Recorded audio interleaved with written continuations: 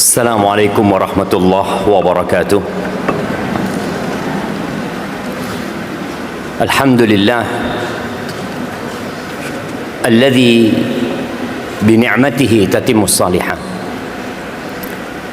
Segala puji bagi Allah Jalla Jalaluh yang karena nikmatnya kebaikan-kebaikan menjadi sempurna. Terkadang kita lupa untuk mensyukuri nikmat dapat hadir ke majelis ilmu.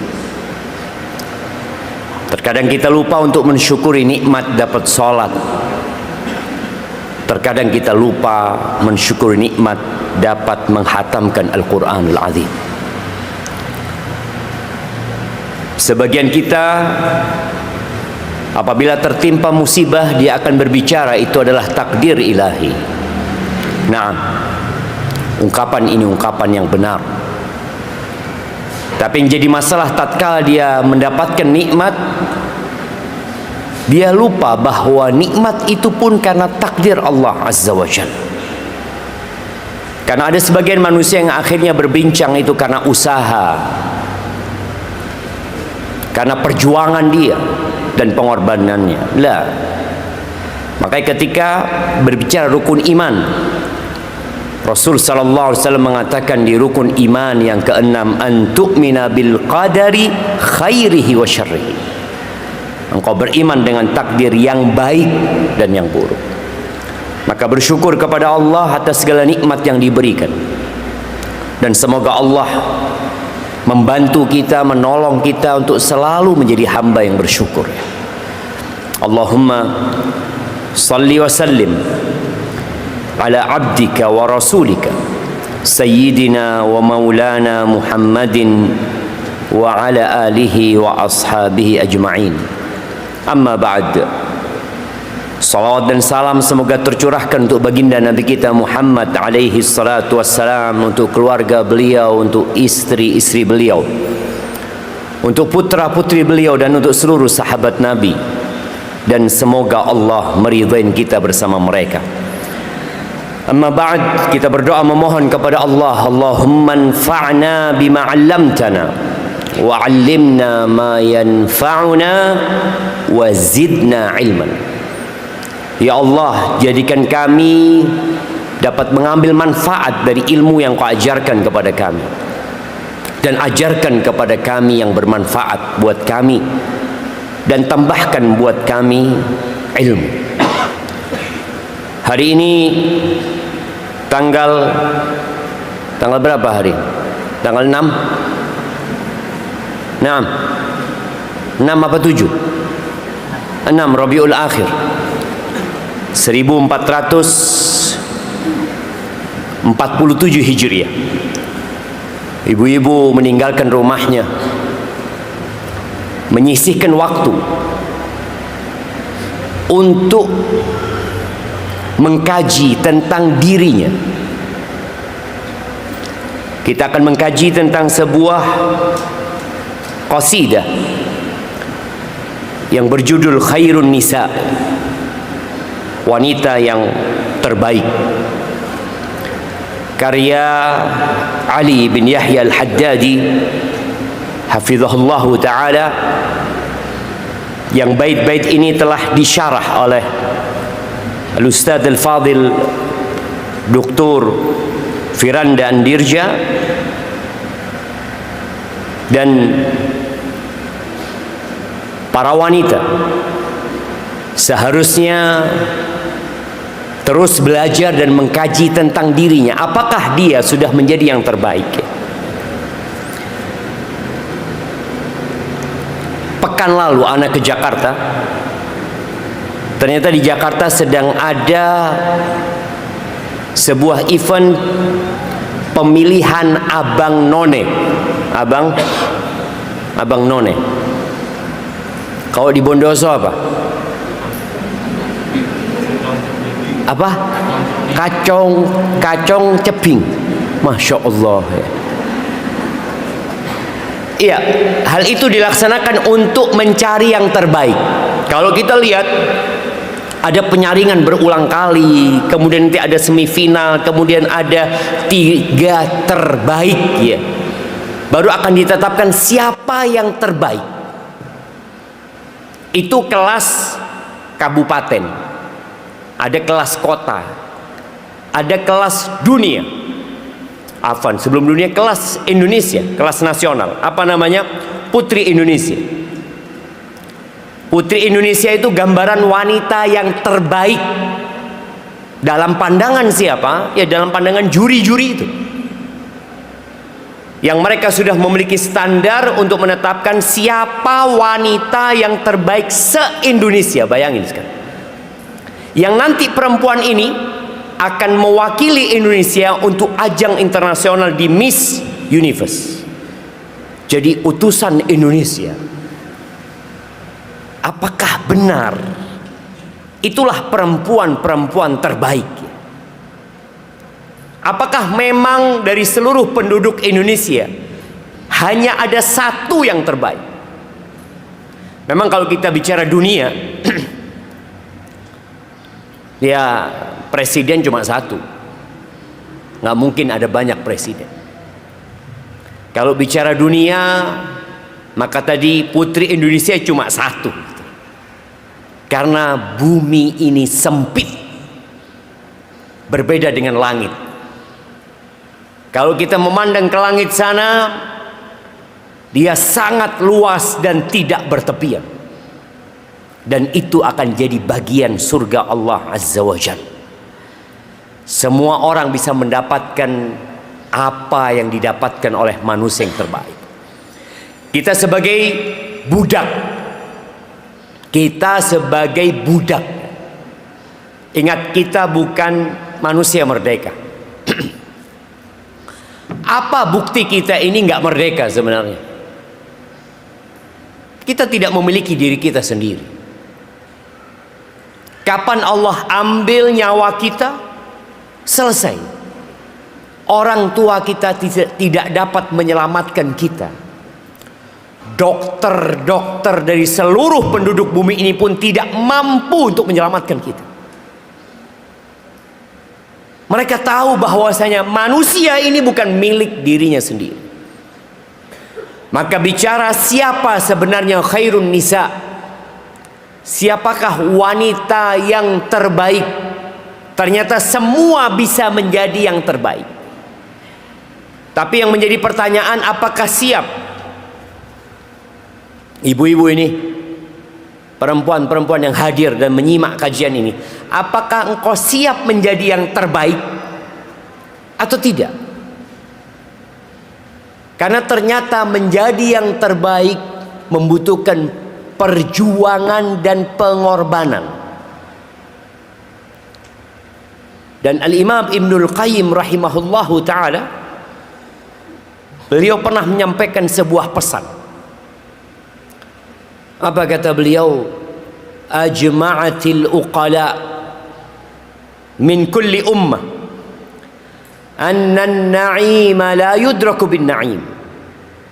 Semua orang-orang yang berakal, semuanya, dari setiap umat manusia, apapun agamanya, apapun sektenya, apapun suku dan etnisnya, dimanapun dia berpijak di muka bumi ini, semua orang yang berakal sehat bersepakat. Ada konsesi bersama di antara seluruh penduduk bumi. Apa kesepakatan mereka? An-na'im la yudraku bin na'im. Bahwa kenyamanan itu tidak dapat diraih dengan kenyamanan. Kelezatan itu tidak dapat diraih dengan kelezatan. Kenikmatan itu tidak dapat diraih dengan jalan kenikmatan pula. Ibu-ibu ketika hendak menikmati apa makanan spesial ibu-ibu? Salad buah. Ketika dia hendak menikmati salad buah, apa yang dia lakukan? Dia harus kupas itu mangga. Dia harus potong satu persatu, kemudian dia tata dengan rapi. Kemudian dia ambil buah pir, dia kupas lagi, dia potongin lagi. kemudian dia ambil buah yang lainnya, dia tata dengan rapi, lalu dia sirami dengan toppingnya, baru dia bisa menikmati. Atau kalau tidak, dia harus keluarkan uangnya. Itu kalau bicara makanan saja.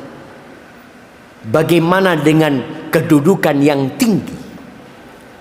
Seorang yang menjadi dokter, mungkinkah dia tanpa sekolah, tanpa belajar, tanpa koas, dia jadi dokter? Terkadang kita tatkala melihat ada seorang yang sukses, kita mengatakan Masya Allah. Iya, Masya Allah atas kesuksesannya. Lalu muncul dalam pikiran kita, enak banget hidup orang ini. Tanyakan kepada dia, kapan dia mulai merasakan kenyamanan? Setelah berjuang tahunan.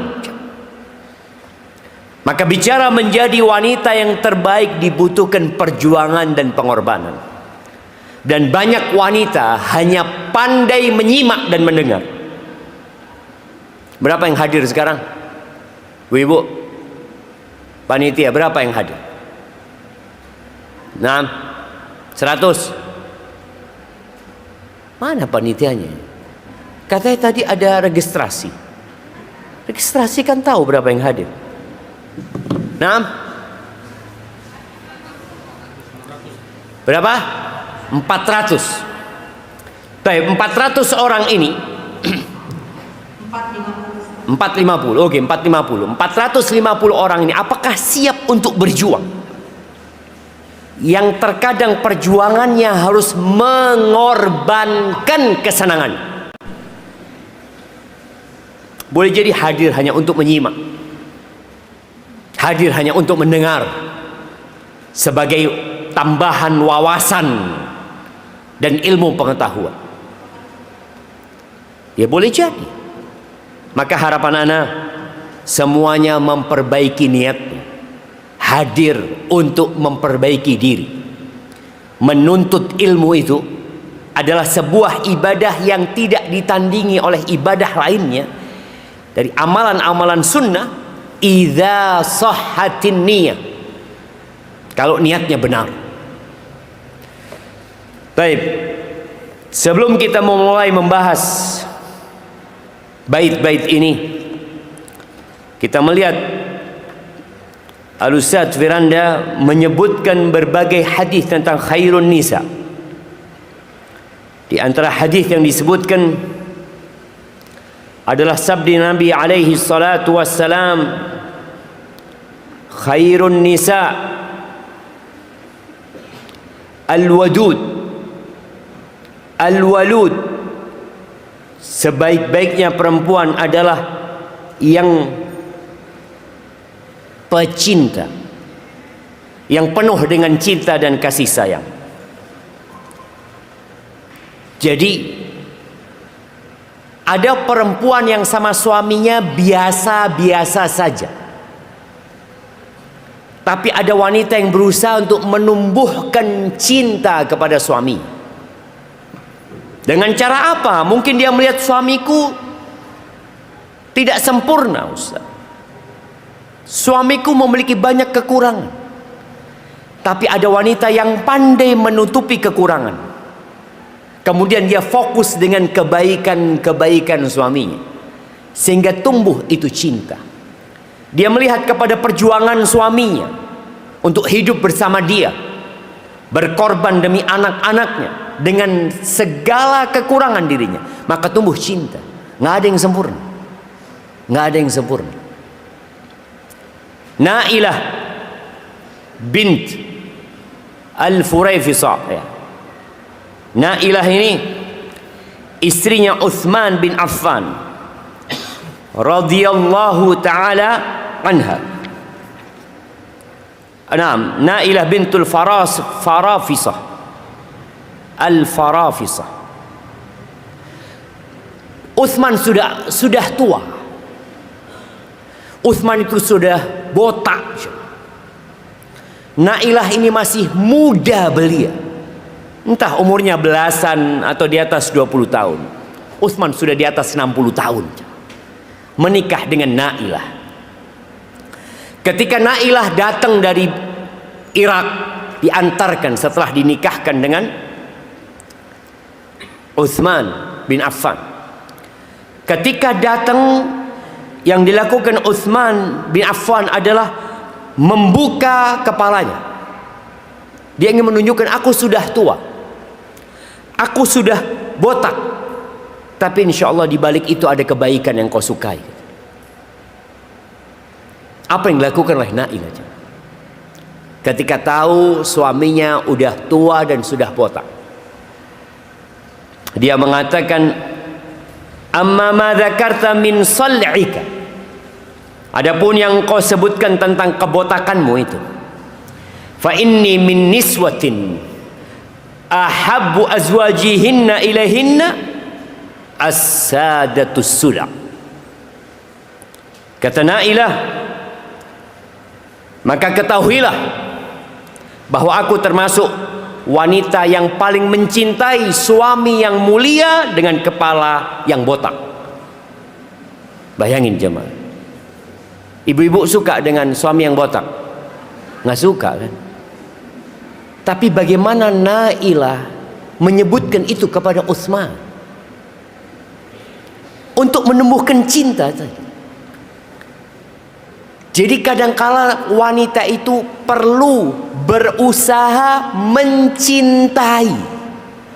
Mungkin dia nggak suka sama suaminya. Ana memang gimana Ustaz? Ana dinikahkan, dijodohkan ya. Ana sebenarnya punya.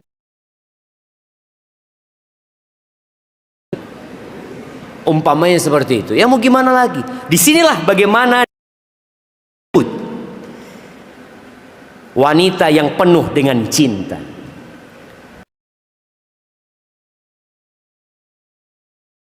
Walaupun dusta, lama kelamaan jemaah, ketika ungkapan itu disebutkan kepada suaminya, bang aku cinta sama kau bang, terus dia ulangin, terus dia ucapkan berulang kali, sehingga kata-kata itu menghujam di dalam jiwanya bahwa dia cinta sama suami. Nah, ini Nailah bintul Farafisah. Yang kedua, al-walud. Kata Nabi SAW, wanita yang terbaik adalah wanita yang suka banyak anak. Sekarang sepertinya banyak wanita-wanita yang jauh dari al-walud. Di kota Bondowoso ini, insya Allah kita semua pernah mendengar Ustadz Zain Bawazir rahimahullahu ta'ala. Beliau menikah ya dengan penghasilan yang sangat terbatas sebagai seorang ustadz dan guru di Al-Irsyad ini. Beliau mempunyai anak berapa?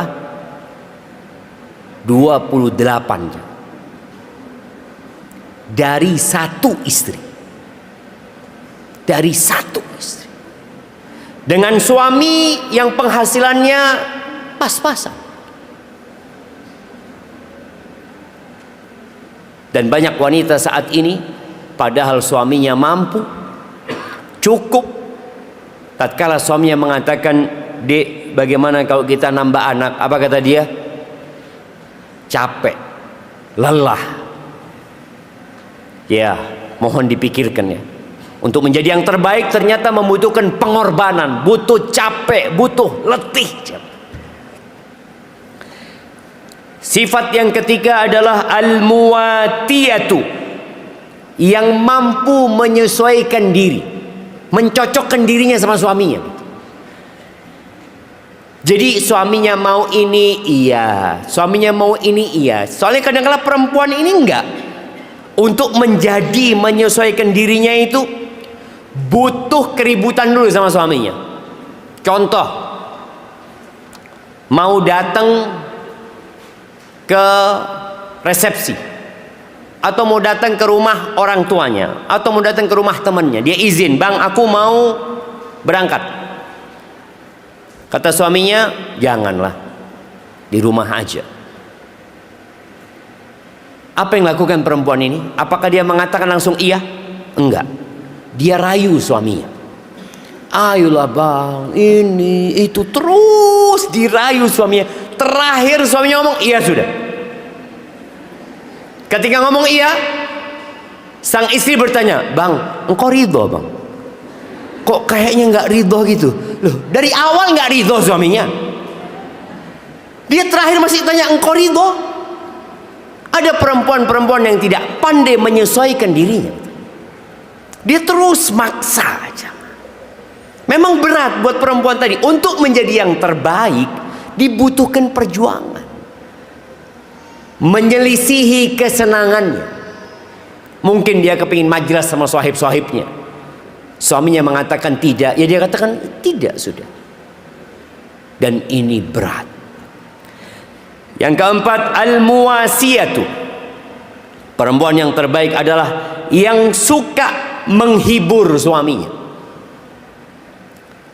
Jadi bicara menghibur suami ini, kadangkala suami itu pulang dari tempat kerja dengan wajah yang cemberut. Kelihatan ada masalah. Nampak dari kerut keningnya dia sedang menghadapi satu problematika yang membuatnya jadi sedih. Sang istri berusaha untuk menyenangkan suami, dihibur dengan ucapan yang indah, dihibur dengan ucapan jazakallah khair, barakallahu fiik, sampaikan abang kepingin apa. Jangan ditanya, ceritakan kepada aku apa yang terjadi. Lah. Bagaimana Khadijah radhiyallahu taala anha menghibur Nabi Muhammad alaihi salatu wassalam, yang di luar rumah beliau dikatakan majnun, orang gila, dikatakan penyihir. Bagaimana beliau dicekik sama orang-orang itu, bagaimana beliau dihinakan.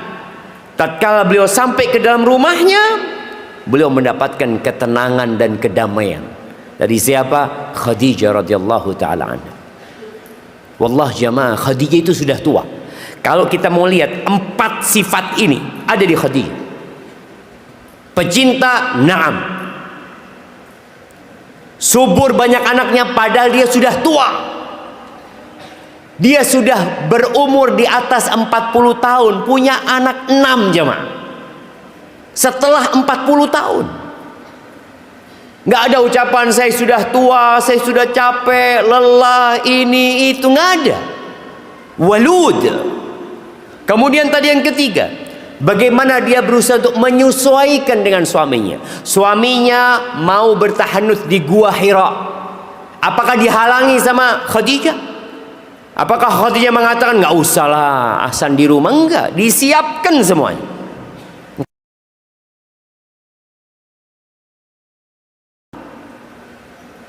Dia berusaha mengetahui apa sih yang diinginkan, bukan menyelisihi. Selama keinginan suaminya boleh-boleh aja, bahkan sesuai dengan agama. Dan kita lihat bagaimana Aisyah radhiyallahu taala anha berusaha untuk menyesuaikan diri. Suatu hari ketika Nabi alaihi salatu wassalam jatahnya bermalam di rumah Aisyah, lagi di atas tempat tidur bersama Aisyah, Nabi berkata sallallahu alaihi wasallam, ya Aisyah, ata'dhanina li an unajiya rabbi. Engkau ngasih izin lah sama aku mau bermunajat dengan Tuhanku. Nabi izin. Ini bapak-bapak, karena ada bapak-bapak juga di sini. Jadi ada adabnya juga. Nabi meminta izinnya Aisyah. Karena boleh jadi Aisyah kepingin ngobrol, kepingin ini, itu, malam hari itu. Karena 9 malam sekali baru bermalam di rumahnya Aisyah. Maka Nabi malam itu meminta izin sallallahu alaihi wasallam, aku ingin bermunajat kepada Tuhanku. Kata Aisyah radhiyallahu taala anha, ya Rasulullah, aku suka dekat denganmu. Artinya aku nggak ingin jauh dengan engkau. Walakinni uhibbu ma tuhibbu ya Rasulullah. Tapi aku mencintai apa yang kau cintai ya Rasulullah. Bayangin ya. Bagaimana ungkapan Aisyah berusaha untuk menyesuaikan sama suaminya. Suaminya mau sholat malam, fadol gitu.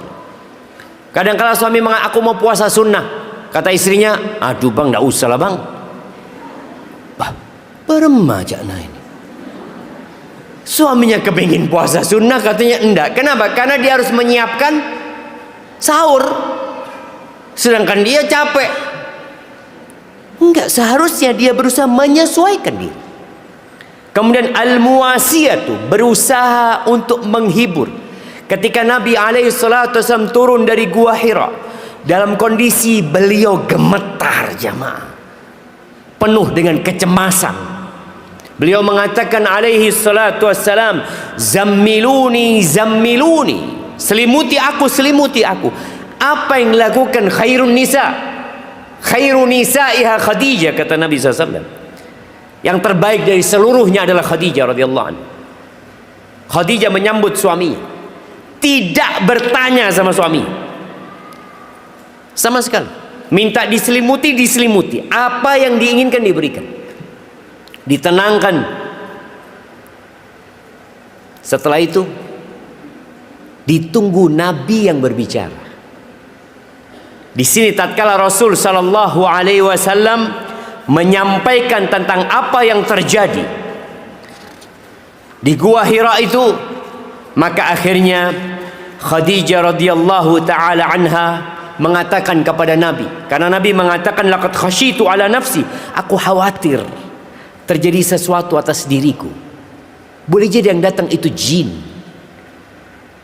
yang menyebabkan orang-orang akhirnya ya jadi nggak benar dengan datangin jin. Apa kata Khadijah? Kalla wallah ma yukhzikallahu abada. Tidak, demi Allah, tidak mungkin Allah menghinakanmu selama-lamanya. Taib, apa yang dikatakan Khadijah? Setelah dia bersumpah, mulai dia menyebutkan tentang suaminya, tentang kebaikan-kebaikan suami. Dan ini yang kadangkala perempuan itu lupa dengan kebaikan suaminya, sebagaimana nanti kita akan bahas di bait-bait itu. Mulailah Khadijah mengatakan radhiyallahu anha, innaka la tasilur rahim, engkau adalah orang yang pandai menyambung rahim. Wa tahmilul kal, engkau menanggung beban orang lain. Wa taksibul ma'dum, memberi kepada orang yang tidak punya. Boleh jadi membukakan lapangan pekerjaan buat mereka, memberikan solusi buat orang-orang yang tidak punya pekerjaan. Engkau lakukan itu, engkau bantu mereka. Yang keempat, wa taqrid dhaif, engkau memuliakan tamu. Yang kelima, wa tu'inu ala nawaibil haq, dan engkau adalah orang yang suka menegakkan kebenaran, atau orang yang suka membantu orang-orang yang tertimpa musibah. Itu Nabi SAW. Disebutkan kebaikan-kebaikan suami, sehingga orang itu jadi tahu, enggak, engkau insya Allah enggak akan dihinakan. Sebagian wanita ketika diminta untuk menghibur suami yang sedang susah, yang dia ingat adalah keburukan-keburukan suaminya. Wallahi na'udzubillah, zat suami ana itu kayak gini, mulai dia sebutkan keburukan-keburukan. Maka tolong para wanita berusaha untuk menjadi yang terbaik. Baik, karena waktu kita terbatas, kita akan mulai membahas bait ini satu persatu. Di sini ada 68 bait. 68 bait. Kita akan menjelaskan dengan ringkas ya. Semoga harapannya kita bisa selesaikan. Untuk memperdalaminya nanti, insyaallah ibu-ibu bisa membahas di kitab yang ditulis oleh Ustaz Firanda ya, hafizahullah taala. Bait yang pertama, khairun nisa'il barratut taqiyah Zatus salahil affatul hayyah. Wanita terbaik adalah wanita yang al-barrah. Al-barrah yang banyak melakukan kebajikan. At-taqiyah, bertakwa. Jadi kalau bicara albir dan takwa, seperti yang kita sering dengar, wa ta'awanu 'alal birri wat taqwa. Albir ini adalah kata-kata yang mencakup semua kebaikan sebenarnya. Takwa pun seperti itu. Tapi ketika dua kalimat ini bersamaan, maka albir lebih kepada melaksanakan perintah, dan takwa menjauhi larangan. Jadi albir itu melaksanakan perintah, takwa itu meninggalkan maksiat, larangan-larangan Allah.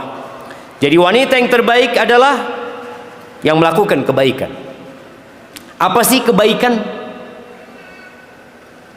Kebaikan apa? Kalau kita lihat firman Allah Azza wa Jalla di surat Al-Baqarah, "Laisal bir an tuwallu wujuhakum qibala al-masyriqi wal maghrib."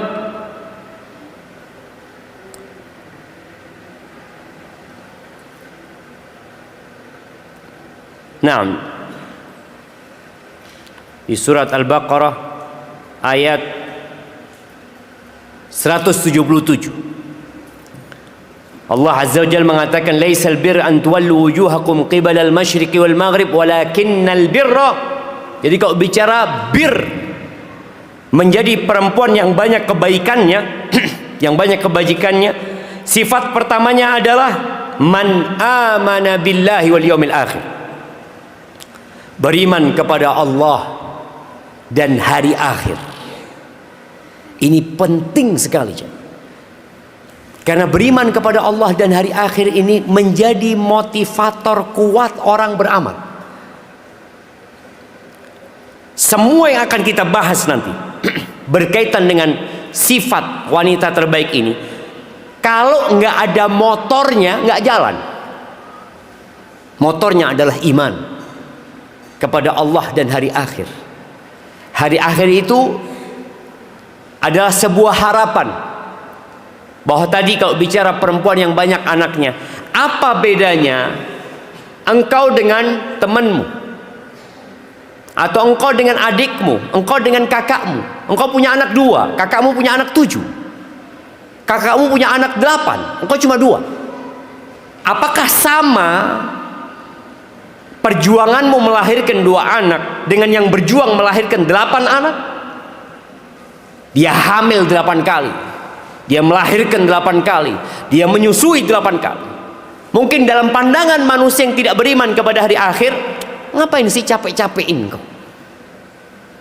Tapi beriman dengan hari akhir ini adalah motivasi yang kuat. Aku akan mendapatkan semua keletihanku, akan dapat jemaah. Ketika terkena musibah, dia yakin akan mendapatkan pahala. Jadi kalau bicara bir, mereka adalah yang beriman dengan rukun iman. Man amana billahi wal yaumil akhir wal malaikati wal kitabi wan nabiyyin wa atal mala ala hubbi. Ini bir, ini kebajikan. Dia berbagi harta, padahal dia cinta sama harta itu. Kepada siapa? Dzawil qurba, kerabat-kerabatnya, wal yatama wal masakin wa ibnas sabil. Kepada orang yang anak yatim, miskin, yang terputus dari perjalanan nggak bisa pulang kampung, wassailina wa fir riqab. Orang yang minta-minta, dia kasih. Membebaskan budak, dia berikan hartanya. Kemudian wa aqamas shalah. Kita lihat ya, albir di sini semuanya melaksanakan perintah. Wa aqamas shalah, dia adalah orang yang mendirikan salat. Wa ataz zakah, dia menunaikan zakat. Wal mufuna bi ahdihim idza ahadu, mereka adalah orang-orang yang menepati janji mereka ketika mereka berjanji. Wassabirin fil ba'sa'i wad-dharra, ini beriman wahinal ba's. Mereka adalah orang-orang yang bersabar terhadap takdir yang tidak mengenakkan. Dia bersabar. Kemudian Allah mengatakan ulaikal ladzina shadaqu, mereka adalah orang-orang yang benar, yang melakukan perintah-perintah itu. Lalu Allah mengatakan wa ulaika humul muttaqun, mereka adalah orang-orang yang bertakwa. Jadi wanita yang terbaik adalah yang melaksanakan perintah, menjauhi larangan. Dzatus shalah, salihah. Affah, affah itu artinya afifah, menjaga kehormatan dirinya. Al-hayyah, pemalu. Sekarang itu kita sulit mencari wanita yang pemalu. Dulu perempuan ketika gadis itu dipingit. Sekarang antum lihat ya, gadis-gadis pahanya sudah dijemur. Antum anak-anak SMP, SMA ya, dia berjalan nggak ada malunya. Perempuan-perempuan kadangkala yang suka pamer kecantikannya, kok nggak malu dilihatin orang? Enggak. Bahkan dia memang ingin menampakkan kecantikannya. Ana masih ingat dengan cerita seorang yang masuk lift di Eropa sana atau di Amerika jemaah. Ketika dia naik lift, pemuda ini muslim naik lift di sebuah apartemen, mungkin tahu-tahu masuk perempuan dengan pakaian yang seksi dan mini. Muslim ini akhirnya menundukkan pandangan. Perempuan ini marah. Dia mengatakan, aku sudah seperti ini, engkau nggak lihat aku? Apa kata dia? I'm sorry, I'm Muslim, kata dia. Aku minta maaf, aku Muslim, kata dia. Apa itu Islam, kata dia. Kasih penjelasan. Akhirnya kasih nomor telepon supaya dia mengenal Islam, dapat berapa hari dia masuk Islam. Jadi wanita yang terbaik itu adalah wanita yang pemalu. Jadi bukan wanita yang suka keluar rumah ya. Wanita yang mungkin kerjanya ngafe. Ada mama yang suka ngafe di sini. Ya, bukan terlarang, tapi usahakan kalau memang sesuatu bisa dilakukan di rumahnya, di rumahnya. Baik. Jadi kalau bicara wanita yang soleha adalah wanita yang penurut. Di surat An-Nisa ayat 34 Allah menyebutkan tentang kriteria wanita soleha. Jadi kalau kau ingin tahu, atau kadang-kala perempuan ini mengatakan saya sudah soleha Ustaz. Loh, apa buktinya engkau soleha? Apa buktinya? Kata Allah, fas-solihat qanitat hafizatun lil ghaibi bima hafizallah. Maka perempuan-perempuan yang soleha adalah perempuan yang qanitat, adalah mereka yang taat kepada Allah dan menjaga diri mereka ketika suaminya tidak ada, karena Allah telah menjaga mereka. Jadilah perempuan-perempuan yang menjaga kehormatan dirinya. Kemudian Nabi SAW pernah mengatakan kepada para wanita, ya ma'syaran nisa tasaddaqna wa akthirna minal istighfar. Wahai kaulah wanita, wahai para wanita, kalian bersedekahlah dan perbanyak istighfar. Dua hal berkaitan dengan harta, dia hendaklah bersedekah, karena yang paling banyak menyebabkan manusia tersesat dalam hidup ini adalah hubbud dunya, kecintaan kepada dunia. Tidaklah orang-orang yang melakukan kesyirikan. Dan kalau kita lihat ya, ada 6 miliar manusia yang sedang melakukan kesyirikan di muka bumi ini. Apa penyebabnya? Rata-rata masalah terbesar mereka adalah hubbud dunya, kecintaan kepada dunia, lupa dengan hak-hak yang menciptakan dunia. Maka salah satu cara untuk mengikis kecintaan kepada dunia adalah dengan bersedekah. Kata Nabi SAW, was-sadaqatu burhan. Sedekah itu adalah bukti keimanan seseorang. Dia berani mengeluarkan hartanya di mana hartanya akan berkurang.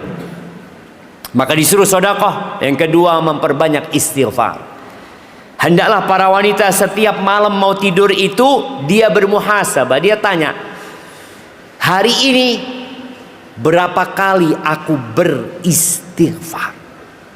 Tanyakan, berapa kali Nabi nyuruh aku alaihi salatu wassalam memperbanyak istighfar. Sekali duduk Nabi alaihi salatu wassalam 100 kali istighfar. Kita berapa? 6.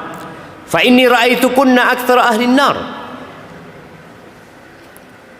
Kata Nabi SAW, karena aku melihat kebanyakan kalian adalah penghuni api neraka. Lalu ada seorang wanita yang bertanya, kenapa ya Rasulullah? Wa malana ya Rasulullah aktsaru ahli nar. Kenapa kebanyakan kita penghuni neraka? Kenapa ibu-ibu? Nah, yang bisa jawab kasih hadiah. Karena dua hal, sebutkan. Nah, angkat tangan yang mau jawab.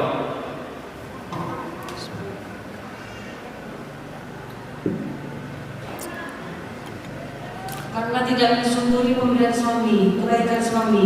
Yang pertama, yang kedua.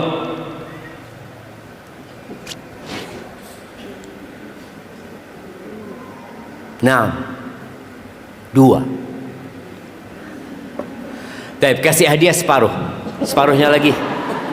Nah, siapa yang mau jawab setengahnya lagi? Karena dua hal. Betul, yang pertama tidak mensyukuri suaminya. Yang kedua, maju. tafadhal. Maju. Nggak nyampe kabelnya.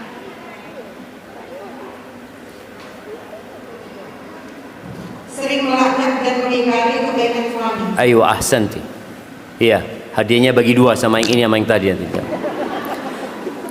satu-satu Ustaz. Oh, Masya Allah, barakallahu fiik. Iya, panitianya baik jemaah. Itu suka melaknat, memaki.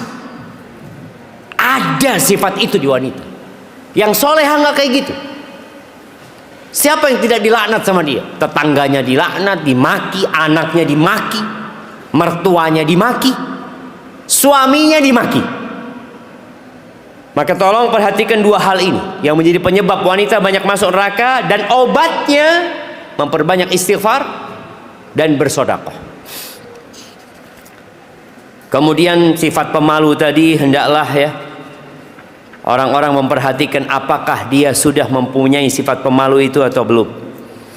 Taib, yang selanjutnya bait kedua dan ketiga, qad hafazat 'ala salatil khamsi wa kulli ma fihi zakatun nafsi tatlu kitab rabbiha la tahjuruh tatlu kitab rabbiha la tahjuruh dzakiratun li rabbiha tastaghfiruh. Senantiasa menjaga solat 5 waktu dan semua hal yang dapat menyucikan jiwanya.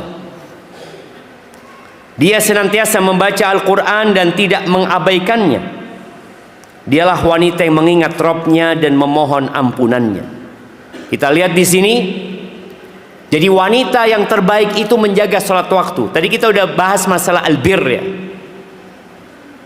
Laisal birru an tuwallu wujuhakum qibala al-masyriqi wal maghrib. Laisal birra an tuwallu wujuhakum qibala al-masyriqi wal maghrib, walakinnal birra man amana billahi wal yawmil akhir wal kitab wal malaikati wal kitabi wan nabiyyin. Kemudian Allah menyebutkan selanjutnya wa aqamas shalah, dia mendirikan salat. Jadi ini uraian dari al-barra at-taqiyah. Apabila seorang wanita salat 5 waktu, dan ini buat perempuan ya. Perempuan ini masalahnya ada libur salatnya. Terkadang dia tidak salat dan tidak ada orang yang tahu kalau dia tidak salat. Maksudnya dia tinggal ngomong, kau gak sholat? Enggak, aku lagi libur. Padahal dia tidak libur. Maka tolong dijaga. Sholat yang 5 waktu dan semualah. Sholat-sholat sunnah ya, diusahakan untuk dijaga. Dan Nabi SAW mengatakan, idza shallatil mar'atu khamsaha, kalau perempuan sholat yang 5 waktu, 5 waktu aja sholat. Wa shamat syahra, dia puasa di bulan Ramadan. Wa ata'at zawjaha wa hafidat farjaha qila laha udkhul jannah min ayyi abwabil jannati syi'ti. Dia salat 5 waktu, dia puasa Ramadan, taat sama suaminya, menjaga kehormatan dirinya, maka akan dikatakan kepada perempuan ini, silahkan masuk surga dari pintu mana saja. Kemudian dia membaca Al-Quran. Maka tolong para wanita ini, yang kadangkala merasa waktunya nggak berkah. Dia merasa kerjaan nggak selesai-selesai, ngurusin suami, ngurusin anak. Lalu dia berkata nggak punya waktu baca Quran. Ketika engkau waktunya habis, maka baca Quran. Seakan-akan membaca Al-Quran ini mesin penambah waktu. Waktu itu sama, sebenarnya nggak bisa ditambah 24 jam. Tapi lingkar waktu itu bisa diperlebar. Itu bicara barokahnya waktu. Dan di antara yang menambah berkah waktu adalah membaca Al-Quran. Rasakan ya, ketika seorang wanita membuka handphonenya, kemudian dia mulai melakukan mengusap-ngusap HP-nya. Diusap ke atas, diusap ke samping, dia usap terus, diusap-usap, tahu-tahu 1 jam habis. Coba dia baca Al-Quran 5 menit, panjang, betul. Dia rasakan, Masya Allah, baru 5 menit Anda baca Quran. Itu berkahnya Al-Quran. Engkau akan merasakan waktu itu berjalan seakan-akan lambat ketika engkau baca Al-Quran. Dan Quran ini akan menyelamatkanmu dari kesesatan dan penyimpangan. Inna hadzal Quran yahdi lillati hi aqwa. Ini Quran memberikan petunjuk kepada jalan yang paling lurus. Jadi paling tidak, ya, one day one juice. Mampu nggak ibu-ibu membaca one day one juice? Di rumah ada pembantu, di rumah ada yang ngurusin urusan rumah, dia tidak bisa baca 1 juz. Ada apa dengan engkau? Ada orang yang nggak punya pembantu, dia ngurusin anaknya juga, tapi dia bisa 1 juz. Apa bedamu sama dia? Bedanya waktunya orang itu diberkahin, waktumu hilang sia-sia. Maka ketika bangun tidur jangan pegang HP. Jangan dipegang itu HP sampai engkau menyelesaikan zikir pagi, sampai engkau membaca wiridmu dari Al-Quran. Sudah. Kapan pegang HP? Ketika diperlukan. Ada perlunya, mau ngeliat tugas-tugas anaknya mungkin. Tapi kalau sekedar membuka WA, mungkin ada fulana yang WA ini, maka tinggalkan, gantikan dengan baca Al-Quran. Jangan ditinggalkan untuk Al-Quran. Kemudian disebutkan dia suka berzikir, maka usahakan waktunya digunakan untuk berzikir, nyapu dengan mengingat Allah. Kau nggak duduk,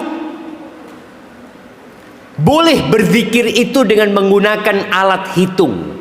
Walaupun yang lebih utama berhitung dengan jari-jarinya, itu yang sunnah. Tapi apabila dia mau berhitung dengan mesin hitung, baik dengan tasbih atau dengan sekarang yang dicincin di situ ya, usahakan engkau nggak perlu tunjukkan ke manusia. Kadangkala itu dipakai kemana-mana jamaah. Kondangan dipakai, ke pasar dipakai, padahal nggak dipakai. Sekedar sebagai hiasan. Karena memang sebagian itu dibikin indah sekali jamaah. Jangan. Enggak Ustaz, ana nggak riak Ustaz. Ya sudah, bainak wa bain Allah. Tapi ada hal-hal ketika engkau di luar rumah, engkau gunakan jari-jarimu. Nggak ada yang tahu bahwa engkau adalah orang yang ahli berzikir. Kemudian tastaghfiruh, dia adalah orang yang suka beristighfar. Perbanyak istighfar dan jadwalkan, dihitung istighfarnya. Kemudian ahibati fillah, bait yang keempat disebutkan, qad ja'alat waqarna nasba 'ainiha aminatun wafiyatun bidainiha. Nih, perempuan yang baik itu dia adalah yang menjadikan ayat waqarna. Ayat waqarna ini ada di surat Al-Ahzab ayat 33. Dia menjadikan ini perintah ya. Waqarna ini perintah. Dia menjadikan ayat waqarna ini sebagai acuan hidupnya. Aminah, dia adalah orang yang amanah. Wafiyah bidainiha, melunasi hutang-hutangnya. Jadi wanita yang soleha ini adalah wanita yang tidak suka keluar rumah. Bisa dilihat ya, Allah mengatakan waqarna fi buyutikun wala tabarrajna tabarrujal jahiliyatil ula, dan hendaklah kamu tetap di rumahmu. Jadi kalimat waqarna ini makna yang pertama adalah tetap di rumah. Ada yang membaca dengan mengkasrahkan waqarna, wakirna, yang artinya wibawa dan mulia. Jadilah kalian wibawa dan mulia di mana? Di rumah kalian. Atau yang ketiga mengatakan waqarna ini dari kata al-qurrah, qurratu ain, yaitu kebahagiaan. Berbahagialah engkau di rumahmu. Karena ada sebagian wanita yang tidak mampu menjadikan rumahnya surganya. Rumah buat dia neraka. Dia ingin keluar, terus keluar. Ketika seorang wanita tidak menjadikan waqarna sebagai pedoman hidupnya, maka suaminya akan sering keluar. Tapi ketika perempuan ini menciptakan surga di rumahnya, dia lebih betah di rumahnya. Bayangkan, sholatnya perempuan itu lebih baik di rumahnya daripada di Masjid Nabawi. Bayangin jamaah, betapa besarnya pahala wanita ketika menetap di rumahnya karena ibadah, melaksanakan perintah Allah Azza wa Jalla, dan menjadikan anak-anaknya juga cinta dengan rumahnya. Karena kalau emaknya suka keluar, maka anak-anaknya akan suka keluar. Keluar lagi. Alhamdulillah sekarang sudah ada HP, belanja bisa dikirim, nggak usah keluar rumah. Ini ambil manfaat dari teknologi ini. Dan seorang wanita yang menyibukkan diri di rumahnya, yang dianggap oleh sebagian orang, perempuan yang di rumah itu ibu rumah tangga, gak kerja. Padahal kerjaan pertama dia ketika dia di rumahnya adalah melaksanakan perintah Allah Azza wa Jal. Aku menetapi rumahku. Kenapa? Karena Allah memerintahkan itu. Kemudian dia kalau keluar rumah, hendaklah dia keluar dengan adab, tidak dengan bersolek ya. Berjalannya juga harus tidak berlenggak-lenggok. Kemudian disebutkan perempuan ini adalah perempuan yang aminah, yang menjaga rahasia, menjaga amanah. Sebenarnya amanah paling besar adalah amanah urusan rumah, apalagi urusan ranjang. Jangan diceritakan kepada siapa-siapa apa yang dilakukan suamimu kepadamu di atas ranjang. Sudah, itu hanya buat engkau. Kemudian masalah dalam rumah, kalau bisa nggak perlu keluar dari tembok rumah. Hanya engkau dan suamimu yang tahu tentang masalah itu. Mungkin suamimu pernah melakukan kesalahan, ya udah tutupi. Insya Allah itu akan menjadikan rumah tanggamu langgeng dan harmonis. Kemudian urusan utang disebutkan di sini bahwasanya wanita yang baik itu adalah wanita yang melunasi utang-utangnya.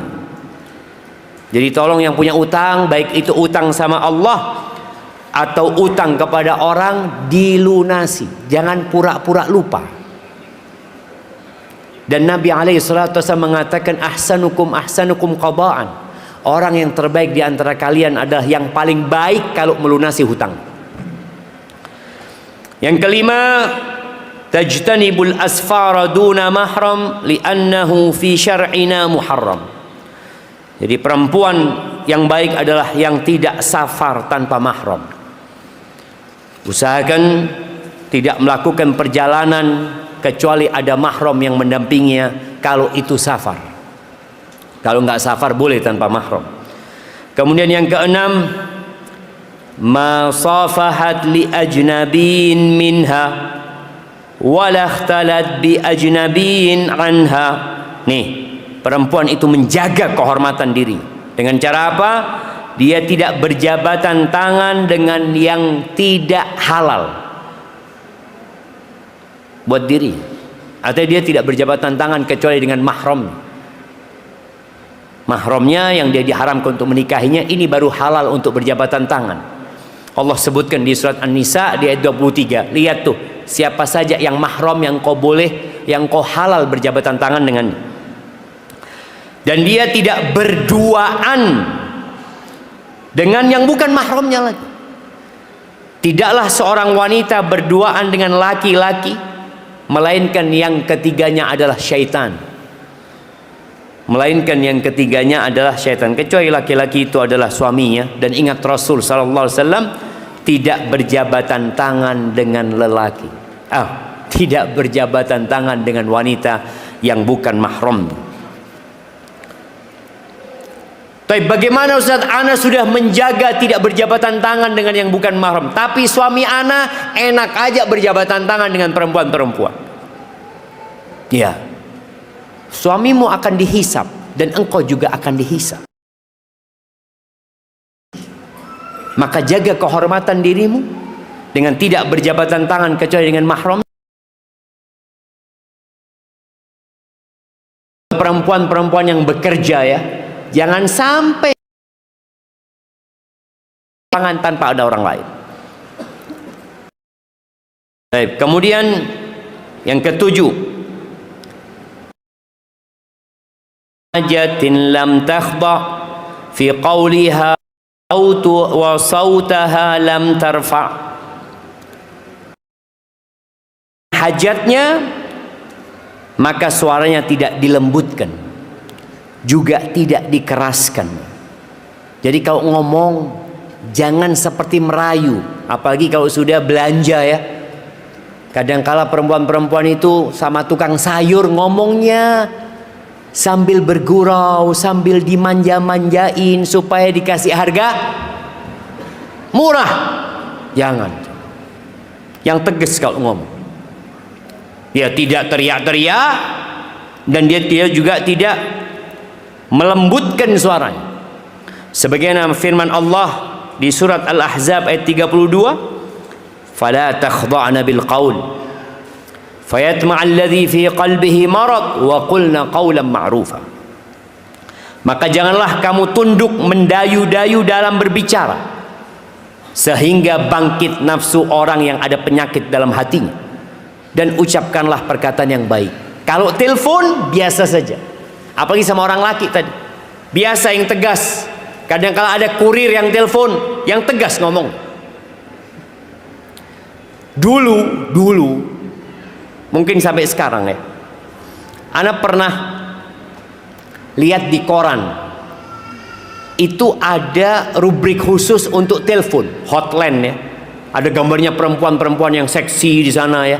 Itu hanya buat telepon. Dan perempuan di sana cuma ngomong, ya ngomong yang omongan yang membangkitkan syahwat.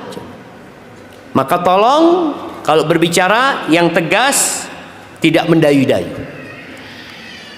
Apalagi ada suaminya. Suami itu akan cemburu ketika perempuan ini telepon sama kurir ini itu, yang tegas ngomong. Taib. Yang kedelapan, hafizatun li farjiha walil basar ajmalu wasfiha al haya'u wal khafar. Wanita yang baik adalah wanita yang menjaga kemaluan dan pandangannya. Perangai yang paling menghiasi dari dirinya adalah rasa sipu dan malu, al haya wal khafar. Jadi bicara memandang wanita itu berbeda sama laki-laki. Laki-laki nggak boleh memandang kepada wanita, itu menurut pendapat yang rajih. Memandang ke wajahnya pun nggak boleh, maka diperintahkan untuk menundukkan pandangannya. Adapun wanita, bolehkah wanita sekarang seperti sekarang melihat ustadz menyampaikan kajian? Boleh nggak? Boleh apa enggak? Alhamdulillah. Pendapat yang rajih boleh dengan syarat. tidak ada syahwat. Tidak melihat ustadznya, Masya Allah, kena ustadz ini. Tidak boleh. Dan ketika engkau nonton kajian ada suami, matikan. Sudah, sibuk sama suami. Dan ini pelajaran penting agar suamimu tetap mencintaimu. Gak suka laki-laki itu istrinya nonton, kalau bisa suaranya aja nggak apa-apa. Kalau memang yang kau butuhkan adalah suara. Tapi kadang-kala orang lihat kalau suaranya tok, gak fokus gitu. Maka diperbolehkan dengan syarat tidak ada syahwat. Dan jangan sampai mengatakan kepada suaminya, aku itu ngefans sama Ustadz Fulan. Jangan. Suami jadi ngelihat, loh, engkau nggak ngefans sama aku, sama kamu tiap hari ketemu sudah. Maka tolong dijaga pandangan mata. Jadi kalau sudah melihat kemudian menimbulkan syahwat, tundukkan pandangan. Itu wanita yang soleha adalah wanita yang pemalu ya, sebagaimana tadi sudah disebutkan. Baik, kemudian di bait ke-9 sampai ke-10 ini berkaitan dengan tuntunan berpakaian. Disebutkan di sini, in kharajat takhruju bil hijabi bi syartihil masyruti fil kitabi lam yabdu minha in bada syai'un siwa uyuniha likay bihad darba tara. Ya, apabila perempuan ini keluar rumahnya, maka dia mengenakan hijab yang sesuai dengan ketentuan yang termaktub dalam Al-Quran, sehingga tak ada lagi yang tampak dari dirinya selain mata yang mengawasi langkah perjalanannya, supaya dia bisa tahu dengan jalan. Jadi berkaitan dengan auratnya wanita, sebagian berpendapat bahwa semua wanita aurat, sehingga nggak boleh ada yang kelihatan. Di sini disebutkan hanya matanya. Sebagian berpendapat bahwasanya wajah boleh nampak di wanita, asalkan dia tidak berias dan bersolek. Kemudian kedua telapak tangan. Maka tadi tolong diperhatikan bagaimana hijab yang dia pakai, apa yang harus dia tutupi. Jadi syarat hijab yang sesuai dengan syariat, ya tidak ketat, tidak tembus pandang, tidak ada aurat yang terlihat, dan tidak boleh menarik perhatian. Kalau bicara warna, ya bebas warnanya. Apakah boleh perempuan pakai hijab yang ada kembangannya umpamanya? Boleh-boleh saja apabila itu menjadi uruf dan budaya yang ada di tempat itu, dengan syarat tidak menarik pandangan orang. Jadi jangan sampai yang dia pakai itu membuat orang malah memandang dirinya. Karena ada perempuan yang menggunakan pakaian tujuannya supaya dilihat, padahal tujuan utamanya adalah untuk menutupi auratnya. Taib. Kemudian disebutkan di bait yang ke-11, ma hasarat an sa'idin aw saqi la tazhumur rijala fil aswaqi. Begitupun tidak tersingkap lengan dan betisnya. Nah, jadi bicara lengan dan betis, kadang-kala perempuan itu pakai abaya yang nggak ada kancingnya ya, yang sininya itu lebar, sehingga ketika dia angkat tersingkap lengannya. Maka sekarang Anda melihat ada yang ada talinya mungkin ya, nggak ada masalah, pakai tali sehingga tidak tersingkap. Tapi memang kalau pas di majelis ini nggak apa-apa. Perempuan semua, dia kan juga ingin pamer. Aneh lagi pakai gelang 2 kilo Ustaz. Kalau ketutup nggak kelihatan Ustaz. Ya kalau sesama perempuan nggak apa-apa. Tapi kalau pamer ya berusaha jangan. Jadi ingat, tidak tersingkap tangannya dan betisnya. Biasanya perempuan Arab itu dulu ya, di betisnya ada apa? Ada gelang. Ada gelang di betisnya, yang kadangkala itu juga membuat menarik perempuan. Maka wallahu ana ngelihat ya, kalau lagi perjalanan kemudian melihat perempuan udah roknya pendek kemudian pakai gelang di betisnya, kok perasaan kayak nggak baik perempuan ini. Maka tolong wanita-wanita jangan menampakkan tadi lengan dan betisnya, dan jangan dan tidak berkerumun dengan para lelaki di pasar. Jadi tadi kalau tidak harus ke pasar, jangan ke pasar. Umpamanya di pasar, ya pasar itu kalau di Arab memang rata-rata penjualnya adalah laki-laki, pembelinya adalah laki-laki. Tapi kalau pasar Indonesia kayaknya lebih banyak perempuan apa laki-laki? Perempuan kayaknya. Maka bapak-bapak jangan ke pasar kok itu ya. Tapi tetap ya, tempat yang paling dibenci Allah itu pasar ya. Maka jangan akhirnya harus berdesak-desakan dengan para lelaki di pasar. Kemudian masyanaha az-zufuru wat-tabarruj wala tamassul 'itra hina takhruj.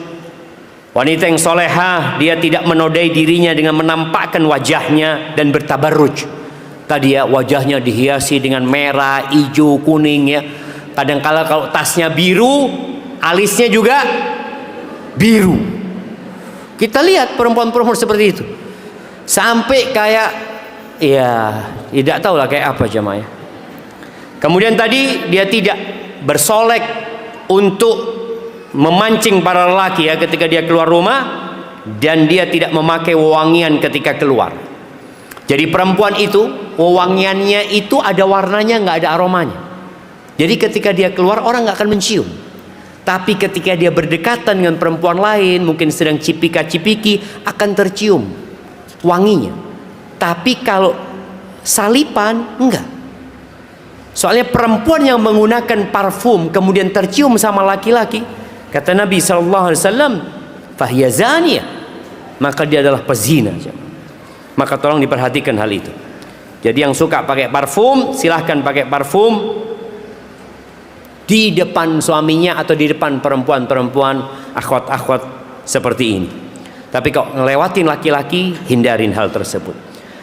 Kemudian qad hadirat minal libasil ari li'annahu libasu ahlin nari minhu qasirun dayiqun syaffafu fakulluha min lubsiha takhafu walau amama mithliha minan nisa afta bihi dhun nushi ahlul li'tisa.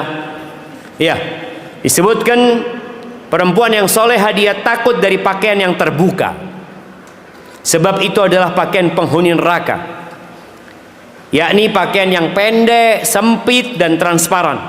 Wanita solehah takut mengenakan semua pakaian seperti itu. Bahkan dia tetap menjaga pakaiannya meskipun di hadapan wanita lainnya, sebagaimana anjuran sang pemberi nasihat yaitu para ulama teladan ya. Jadi berkaitan dengan ketika perempuan di depan wanita lain, hendaklah memakai pakaian yang sopan ya. Jangan pakai pakaian yang mungkin memang aurat perempuan itu menurut jumhur ulama sesama perempuan adalah antara pusar dengan lututnya. Karena perempuan harus menyusui di depan teman-temannya, tapi usahakan tetap menggunakan pakaian yang sopan. Kemudian la tanmusul wajha walal hawajib illa li syai'in udda fil ma'ayib kalihyatin wa syaribin idza nabat fa innaha tuziluhu idza btaghat.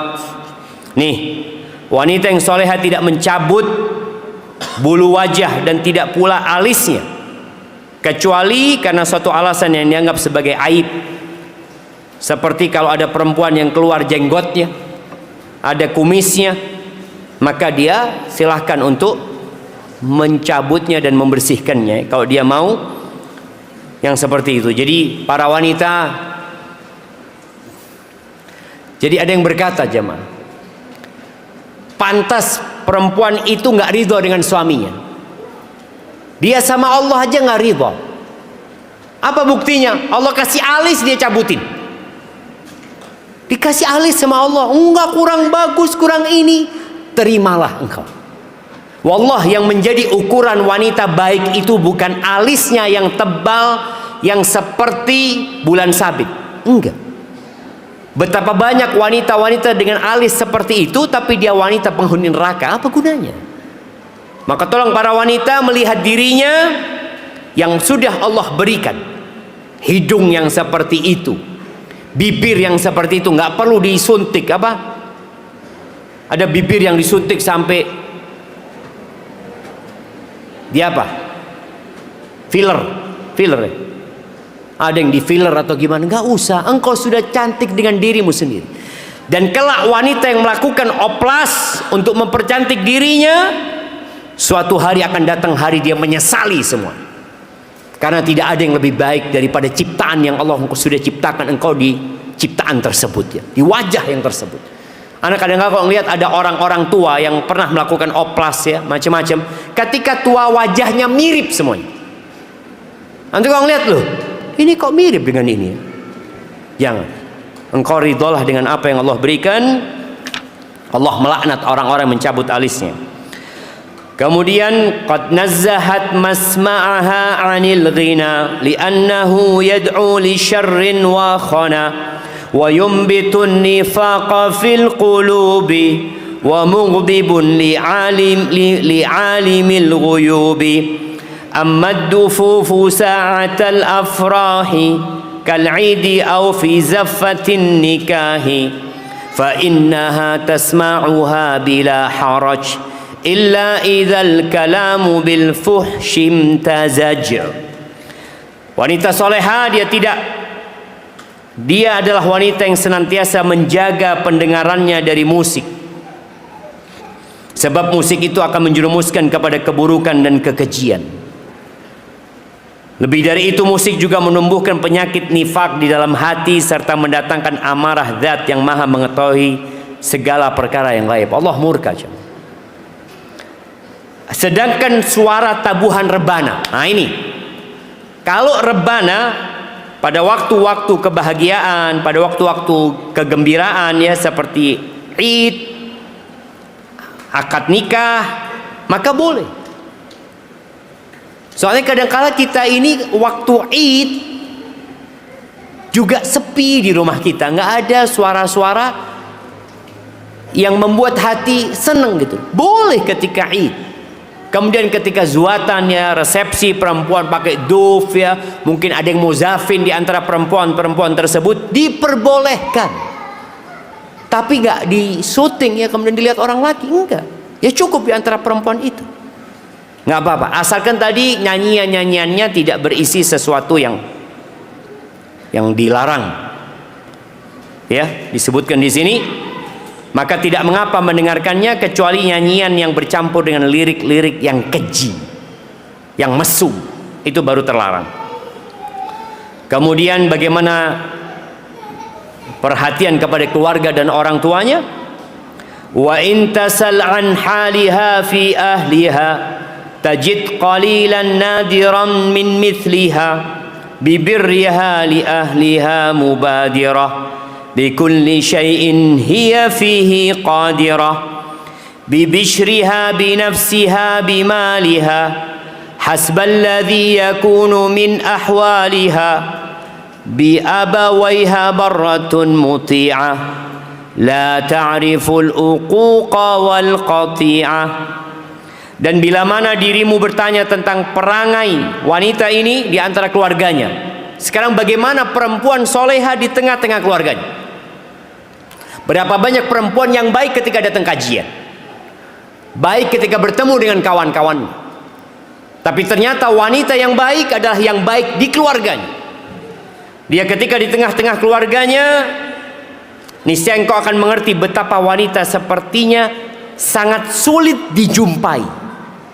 Ini jarang perempuan kayak gini, karena sejatinya dia adalah wanita yang bersegera berkhidmat untuk keluarganya sesuai dengan kemampuan dan kondisinya. Dia selalu melayani keluarganya. Dengan cara apa? Bibishriha, dengan senang membantu dengan dirinya. Wajahnya berseri-seri ketika membantu, ketika melayani. Bimaliha, dengan hartanya, kadang-kala dia berkhidmat kepada keluarganya sesuai dengan kondisi dia. Dia berbakti kepada kedua orang tuanya, mentaati perintahnya, dan gak pernah dia membangkang dan tidak pula memutuskan silaturahim. Itu di keluarga intinya. Bagaimana perempuan ini di tengah-tengah saudara-saudarinya?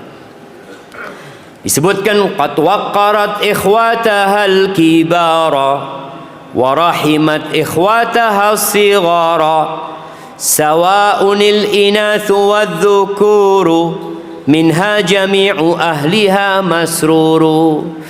Dia menghormati kakak-kakaknya, dia menghormati yang besar, kakak-kakaknya dihormati, adik-adiknya disayangi, baik itu yang perempuan atau yang laki-laki. Semua gembira dengan perempuan ini. Maka ini menjadi bahan evaluasi. Apakah keluarga kita, apakah kakak-kakak aku, adik-adikku itu senang sama aku?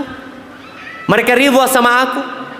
Atau ada di antara mereka yang tidak suka dengan perangaiku? Tapi bagaimana akhlak perempuan ini kepada suaminya?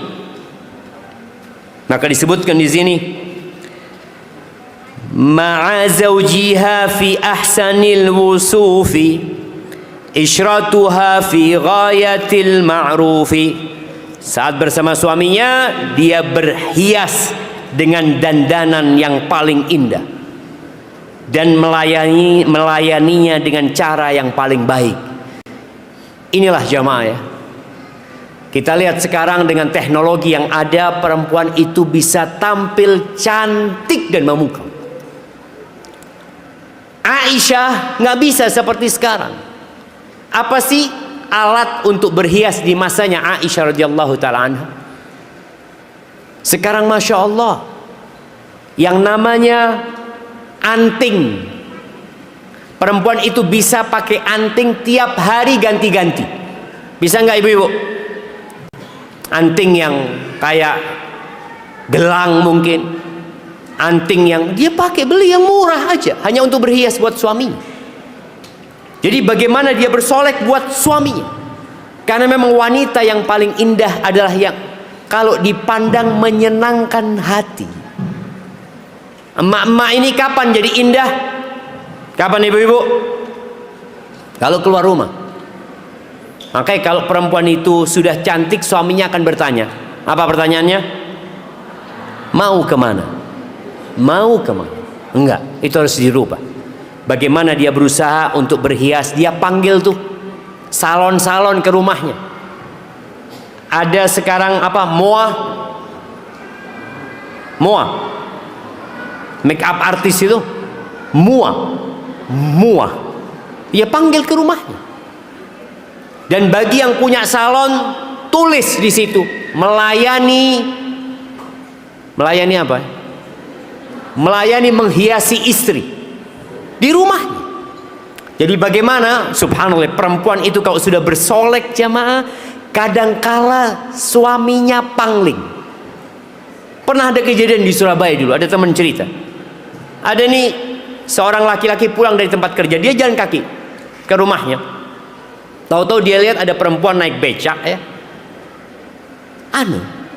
Apa dada-dada sama suaminya. Dilihat, siapa perempuan ini, kata dia. Loh, bojoku ternyata, kata dia. Ternyata istrinya dia. Jadi kalau mua itu kadang-kala memang perempuan yang warnanya coklat bisa jadi putih jemaah. Baik, jadi dia berhias melayani suaminya. Kemudian in qala qawlan lam tukhalif amran warihuha dauman yafuhu itra. Jika suaminya berkata, maka dia tidak pernah membantahnya, tubuhnya senantiasa harum dan wanginya begitu semerbak. Nih, jadi perempuan ini sebelum suaminya pulang, hendaklah dia mandi ya, pakai sabun wangi, kemudian pakai parfum. Kalau belum wangi, siramkan parfum ke dirinya. Karena ada perempuan yang memang jamaah aromanya nggak enak, maka boleh jadi masalahnya di dalam tubuhnya. Sekarang alhamdulillah bisa minum apa? Minum sirih ya, atau apa. Maka berusaha dia untuk menjaga aroma wangi tubuhnya. Karena laki-laki kalau sudah mencium aroma kecut umpamanya, ya hilang semua hasratnya nantinya. Ya mungkin ya. Tapi mungkin ada seorang wanita yang mengatakan, enggak Ustaz, suami anak kecut pun seneng Ustaz. Ya sudah, terserah gitu. Tapi yang jelas sebenarnya laki-laki semua suka dengan yang wangi-wangi ya. Kemudian talqahu bil bishri wa bit tarhibi fi baitiha an-nadhifi dzit tartibi. Dia sambut suaminya dengan penuh kehangatan dan sukacita di rumahnya yang bersih dan rapi. Jadi tolong sebelum suaminya datang, rumah sudah rapi, bersih, dia juga sudah wangi, disambut dengan senyum ya. Dan jangan mengeluh sama suami. Jangan pertama suami datang langsung mengatakan, "Bang, engkau tahu bang, ada masalah." Baru datang ada masalah. Tanya, mau apa engkau bang? Yang panas, yang dingin. Kalau bisa perempuan cetak tuh menu makanan di rumah. Ketika suaminya datang, ada makanan, ada minuman. Fadol bang. Dia lihat, aku mau yang ini. Siap, 15 menit datang. Tinggal pesen. Datang insya Allah jamaah. Iya, tapi dia tetap melayani suaminya jamaah. Nih, bait selanjutnya berkaitan dengan makanan dan minuman. Ta'amuhu syarabuhu bila dhajar fi waqtihil mu'tadi hasba ma amar. Makanan dan minumannya tidak pernah menjemukan. Ia akan tersaji pada jadwal waktunya sesuai dengan keinginan suaminya.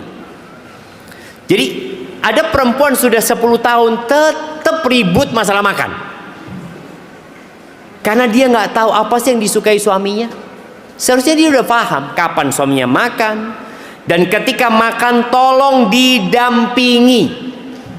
Ingat ya cerita ibu-ibu di Madura ketika dia menyajikan buat suaminya makanan selesai, terus istrinya nonton sinetron. Ini dulu, kalau sekarang kan HP-nya bisa dibawa kan. Ini langsung pergi nonton TV. Apa kata suaminya? Bah, mari dah, saya benih koceng, kata dia. Bapak cet benih koceng jemaah. Kasih makan ditinggal gitu. Jangan. Kasih makan ngurusin anaknya, jangan. Lakin benih koceng. Orang perhatikan masalah makan itu. Dan tempat makan ini adalah tempat untuk menjalin cinta dan kasih sayang. Makan bersama suaminya, makan bersama anak-anaknya, dan jangan ada handphone di meja makan. Jangan lagi ibu nyuapin anaknya nonton, nggak ada. Taruh. Terus Ustaz gimana? Anaknya nggak mau makan. Ajak cerita, ajak bicara tuh anak. Insya Allah dia akan mau. Taib, kemudian tashkuru minhu khairahul qalila kasyukriha ma'rufahul jazila. Dia berterima kasih kepada suaminya atas kebaikan yang sedikit, sebagaimana rasa terima kasih atas pemberian yang banyak. Jadi ingat, perempuan ini akan bisa bersyukur kalau dia melihat ke bawah. Ana lihat ada beberapa konten ya. Beberapa konten yang dibuat ya sebagai teguran buat wanita. Konten itu ada seorang laki-laki yang ribut sama istrinya. Akhirnya sama istrinya tasnya dikeluarkan dari rumahnya. Ketika tasnya dikeluarkan di rumahnya, laki-laki ini ambil tasnya. Ternyata banyak perempuan yang nunggu laki-laki seperti itu. Artinya suamimu walaupun banyak kekurangan, banyak yang mau sebenarnya gitu. Maka tolong syukuri yang ada dengan segala kekurangannya, dan lihatlah kepada ke bawah, engkau insya Allah akan bersyukur. Kemudian lihat kepada kelebihan suamimu, jangan fokus dengan kekurangannya. Kemudian disebutkan, tamdahu la tadhummu aishaha ma'ah innar ridha birrizqi unsun wasa'ah. Dia memuji penghidupan suami untuk dirinya dan tidak merendahkan suami, karena sesungguhnya keridhaan pada rizki merupakan sumber ketenangan dan kelapangan. Jadi kalau engkau ridho dikasih berapapun, kau mengatakan alhamdulillah, Allahumma lakal hamdu, bang makasih bang, lama kelamaan suami akan malu. Kenapa? Istrinya selalu ngomong jazakallah khair walaupun sedikit, alhamdulillah walaupun sedikit. Semoga ucapanmu ini akan mendatangkan rizki yang banyak, karena Allah mengatakan la in syakartum la azidan. Kalau kalian bersyukur pasti aku tambah. Tapi kalau istri sudah nggak bersyukur, yang ada mengeluh, terus mengeluh, maka yang ada adalah rizki tambah sempit, bukan tambah luas. Karena dengan bersyukur rizki itu akan bertambah, dengan mengeluh rizki itu akan tambah sempit. Maka tolong diperhatikan, dan kau kalau punya hati yang qanaah, hidupmu akan berbahagia. Ingat cerita Nabi Ismail ketika disuruh ganti istri sama bapaknya. Nabi Ibrahim mengatakan ganti istrimu. Ya, dengan bahasa yang kinayah ya. Kenapa? Karena istrinya suka mengeluh. Akhirnya ganti istri, Masya Allah. Hidupnya sama, tetap susah, tapi istrinya yang berbeda. Itu yang akan membuat kehidupan lebih indah. Kemudian tahfadhuhu fi nafsiha wa malihi wa tabdhulul majhuda fi iyalihi. Perempuan ini menjaga dirinya dan harta suaminya, serta bersungguh-sungguh dalam mengurusi anak-anaknya. Karena ada perempuan-perempuan yang baik kalau ada suaminya. Suaminya datang, makanan enak buat anak-anaknya. Nggak ada suaminya, tempe dikasihkan kepada anak-anaknya. Ada ibu-ibu yang seperti itu? Ada nggak?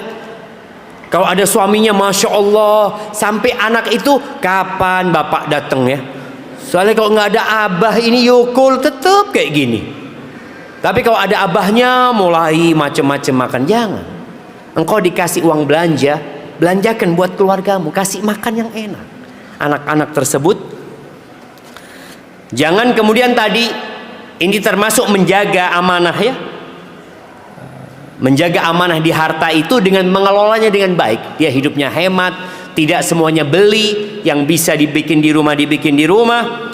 Kemudian disebutkan taghdiyatan tarbiyatan riayah liyablughu fil khairi khaira ghayah. Nih, ibu yang baik itu yang perhatian dengan gizi anaknya, dengan pendidikan anaknya, agar mereka tumbuh dalam kualitas hidup yang terbaik. Jangan sampai kalau ada suami, HP ditaruh, suaminya pergi, emaknya sibuk dengan HP-nya. Ada anak-anak yang sampai ngomong, "Bah, Ummi ini bah, kalau abah pergi langsung pegang HP. Kalau abah datang langsung diuncal loh HP-nya." Ada ibu-ibu seperti itu? Ada. Dan sepertinya banyak. Baik, ini fin nafaqati tuhsinut tadbira tajtanibut taqtira wat tabdhira. Dia juga istri yang baik dalam mengelola nafkah. Dia tidak pelit juga tidak boros. Artinya tadi yang Anda sebutkan, kalau bisa masak, masaklah. Karena ada muncul sekarang istri-istri yang nggak mau masak. Ya kalau suamimu kaya raya umpamanya dan duitnya banyak, tafadhol. Dan suamimu menerima hal itu. Tapi kalau pas-pasan baru mulai menanjak kepada kehidupan yang lebih baik, maka tolong engkau masak di rumah. Dan kalau masak jangan berlebihan kemudian dibuang. Jangan. Kemudian ya, tu'inu zawjaha 'ala at-tafkiri wa fi'li ma yad'u ila at-tawfiri. Falmalu khairun lilladhi yabghi bihi qiyama halin wa ridha'a rabbih. Istri ini membantu suaminya untuk berfikir dan melakukan apa yang bisa dikerjakan untuk berhemat. Membantu suaminya cari rizki dengan istighfar. Membantu suaminya agar rizkinya lebih berkah dengan bertakwa kepada Allah dan bertawakal. Ingat, harta itu adalah karunia baik bagi mereka yang ingin membangun kehidupan dan menggapai ridha Rabbnya. Wa in da'aha nahwahu lam ta'tadhir minhu li syughlin bal li amrin dhi khatar.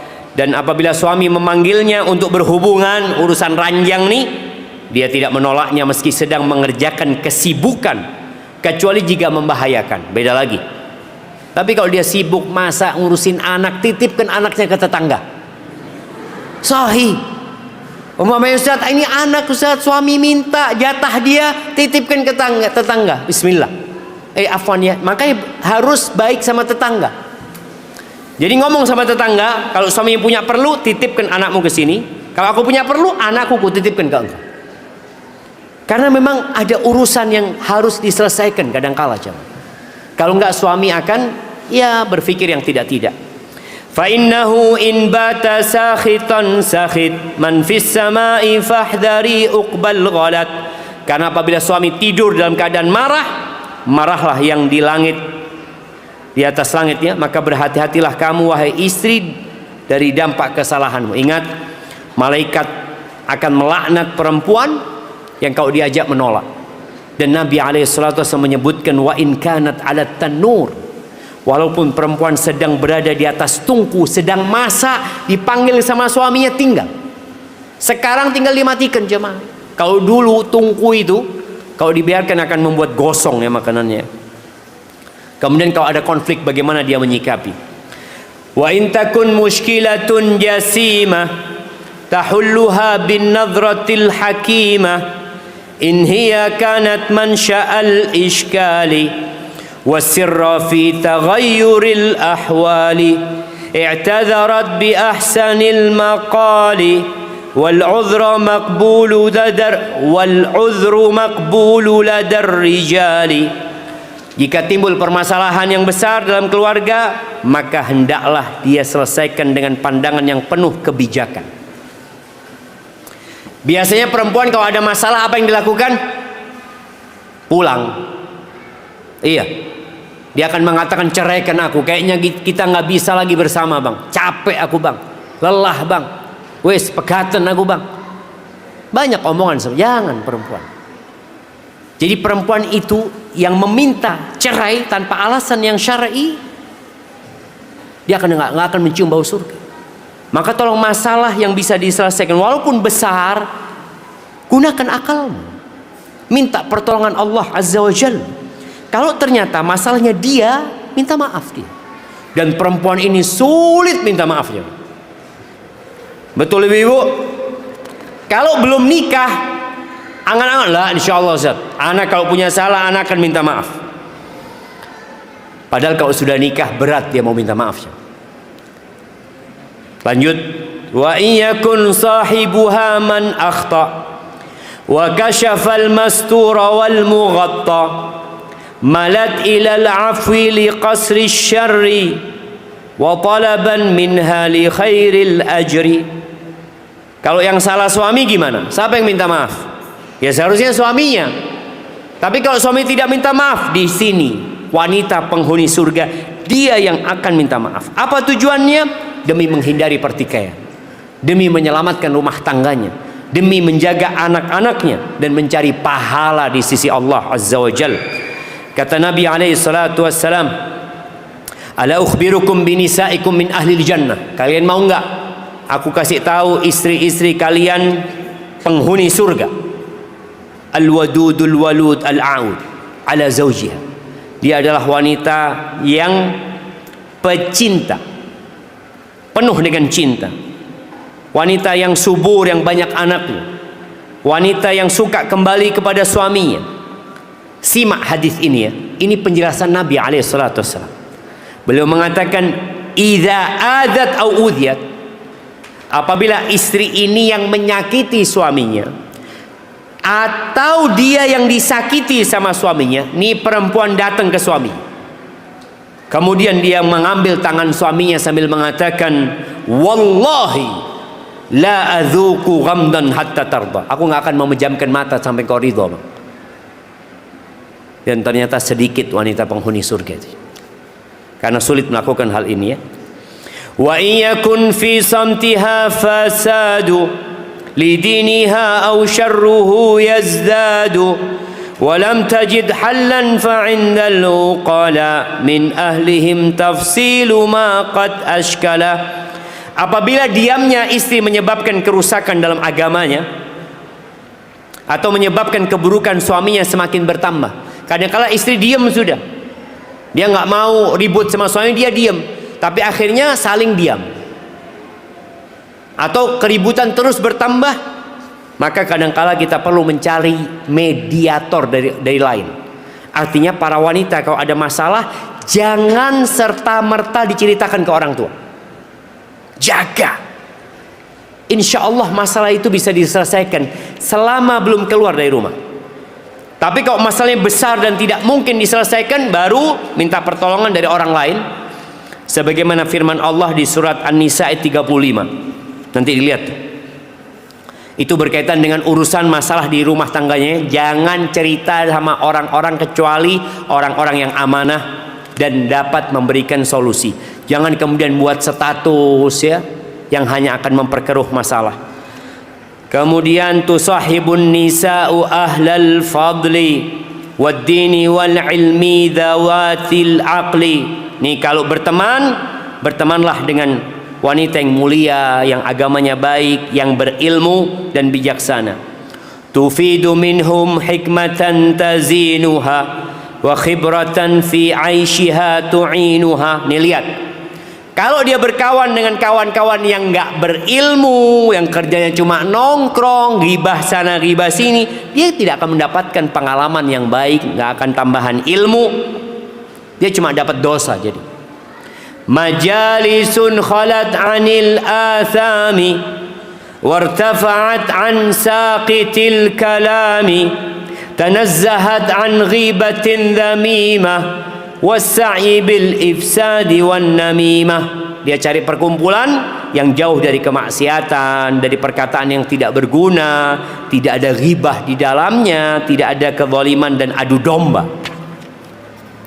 Jadi teman yang baik itu insyaallah akan mengajak kepada kebaikan.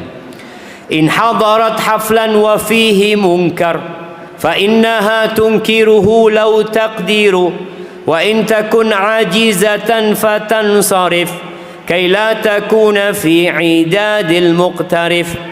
Jika wanita ini menghadiri suatu acara yang terdapat kemungkaran di dalamnya, maka hendaklah dia merubah kemungkaran tersebut, ngasih tahu, ngasih nasihat. Tapi kalau nggak bisa, ya udah pulang aja supaya dia tidak termasuk orang yang berbuat dosa tadi. Bagaimana ketika menghadapi musibah? In maridat aw annasat aw ghairu dhalik asabaha mimma yakunu min adha. Bismillah.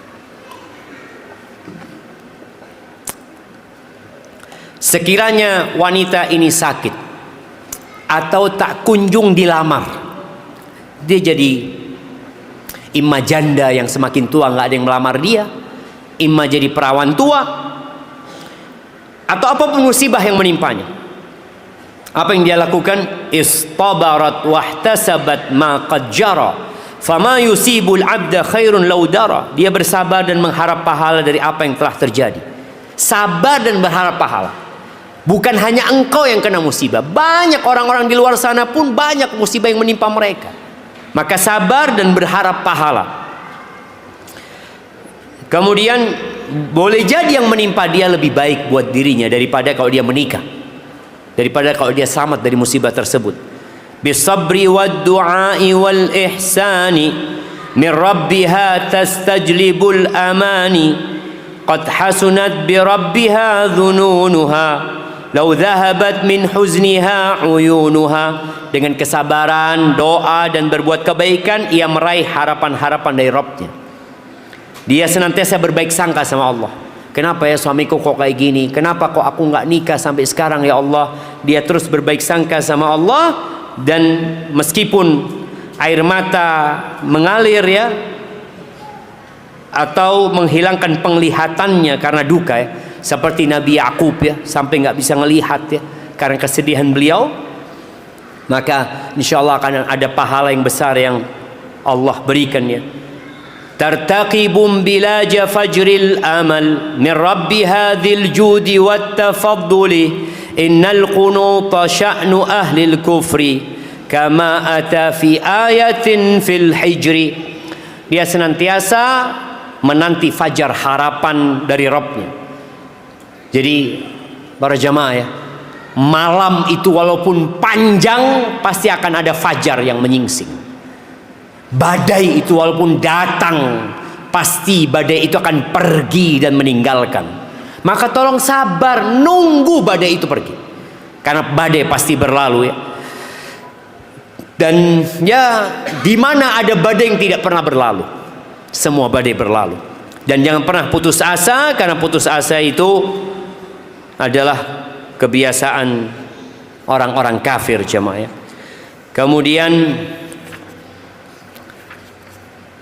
dia berhusnudzon tadi sama Allah Azza wa Jal. Dia menunggu solusi sebagaimana Nabi Yakub menunggu ya. Kemudian yang terakhir, dilanjutkan apa enggak? Ibu-ibu, anak takut sudah tidur semuanya di sana. Taib.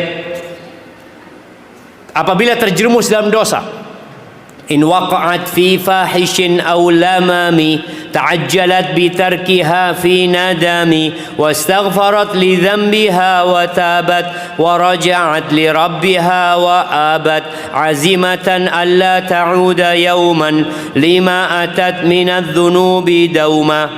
Jika dia terjerumus ke dalam perbuatan keji dan dosa kecil, maka dia bersegera meninggalkan dengan penuh penyesalan.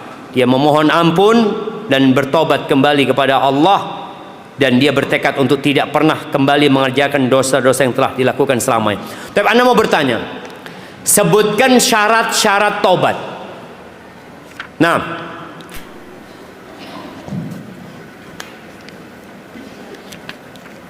sebutkan syarat-syarat tobat. Tafadhali. Yang sebelah sana tadi.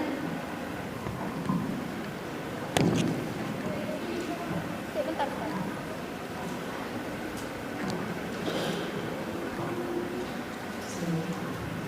Yang pertama, menyesali perbuatan dosa tersebut. Yang pertama menyesali. Yang kedua Meninggalkan. Kemudian meninggalkan perbuatan dosa tersebut.